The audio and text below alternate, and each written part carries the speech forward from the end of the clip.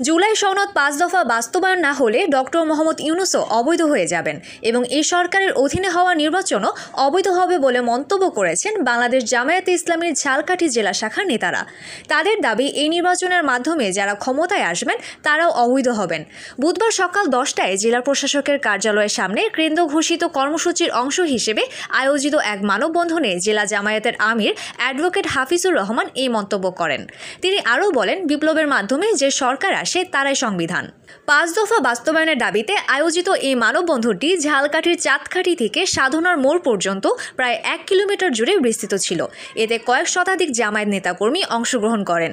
মানববন্ধনে আরও বক্তব্য রাখেন জেলা জামায়াতের সাধারণ সম্পাদক ফরিদুল হক, নায়েবে আমির অ্যাডভোকেট আমিনুল ইসলাম, সহকারী সেক্রেটারি মাওলানা আব্দুল হাই, সদর আমির মাওলানা মনিরুজ্জামান, পৌর আমির মাওলানা মনিরুজ্জামান তালুকদার, সদর উপজেলা আমির মাওলানা মনিরুল ইসলাম প্রমুখ।